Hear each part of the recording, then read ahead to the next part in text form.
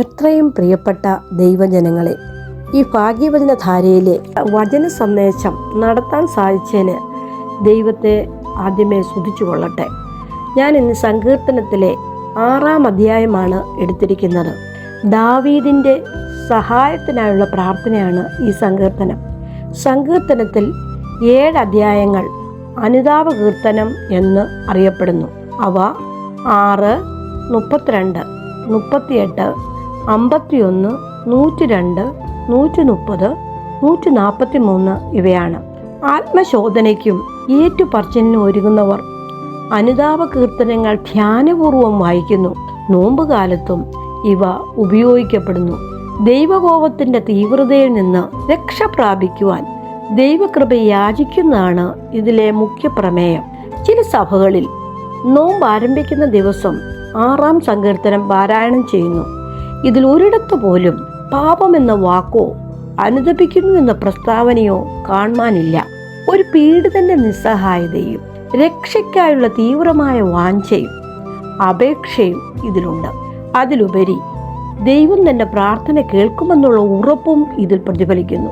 തൻ്റെ അരിഷ്ടതയെ രോഗമായും ശത്രുവിൻ്റെ ഉപദ്രവമായും വിവരിക്കുന്നു.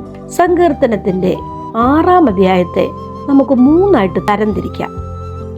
1 മുതൽ 5 വരെയുള്ള വാക്യങ്ങളെ വിടുതലിനായുള്ള അപേക്ഷ, യഹോവേ നിന്റെ കോപത്തിൽ എന്നെ ശിക്ഷിക്കരുതേ, നിന്റെ ക്രോധത്തിൽ എന്നെ ദണ്ഡിപ്പിക്കരുതേ എന്ന് തുടങ്ങുന്ന വാക്യങ്ങൾ. 6-7 വാക്യങ്ങൾ സങ്കീർത്തനക്കാരന് ദുരവസ്ഥയാണ് കാണുന്നത്. ഈ വാക്യങ്ങളിൽ ശാരീരികവും പ്രത്യേകിച്ച് മാനസികവുമായ അവസ്ഥ വിവരിക്കുന്നു. രാത്രി മുഴുവൻ എൻ്റെ കിടക്കയെ ഒഴുക്കുന്നു, കണ്ണുനീർ കൊണ്ട് ഞാൻ എൻ്റെ കാട്ടിലിനെ നനയ്ക്കുന്നു, ദുഃഖം കൊണ്ട് എൻ്റെ കണ്ണു കുഴിഞ്ഞിരിക്കുന്നു തുടങ്ങിയവ അനുതാപ വാക്കുകളാണിവ. ശത്രുക്കൾ തൻ്റെ ദുസ്ഥിതിയിൽ സന്തോഷിക്കുകയും തൻ്റെ നാശത്തെ ആഗ്രഹിക്കുകയും ചെയ്യുന്നു എന്നുള്ളത് അദ്ദേഹത്തെ ഏറെ അസ്വസ്ഥനാക്കി. 8, 9, 10 വാക്യങ്ങളിൽ പ്രാർത്ഥനയ്ക്ക് ഉത്തരം ലഭിച്ചു എന്ന പ്രഖ്യാപനം നടത്തുന്നു. ദൈവസന്നിധിയിൽ ഹൃദയ നൊമ്പരത്തോടെ കടന്നെത്തി ഹൃദയഭാരം തിരുമുമ്പിൽ ഇറക്കി വെച്ചു. അതിനുശേഷം അനുഭവപ്പെട്ട ആത്മധൈര്യം ദൈവം നിന്റെ പ്രാർത്ഥന കേട്ടു എന്ന ഉറപ്പിലാണ്. ഈ അധ്യായത്തിൽ പറയുന്ന സന്ദേശങ്ങൾ എന്തൊക്കെയാണെന്ന് നമുക്കൊന്ന് നോക്കാം. ഈ സങ്കീർത്തനം നൽകുന്ന സന്ദേശം പ്രത്യാശാജനകവും ആത്മീയമായ ഉത്തേജനം ഉളവാക്കുന്നതുമാണ്. ദൈവത്തിൽ നിന്ന് ലഭിക്കുന്ന ശാസനകളും ശിക്ഷകളും നമ്മെ അനുതാപത്തിലേക്ക് വരുത്തുവാൻ പര്യാപ്തമാകണം. ശാരീരിക രോഗങ്ങൾ പലപ്പോഴും മാനസികവും ആത്മീയവുമായ കാരണങ്ങളാൽ ഉണ്ടാകാം.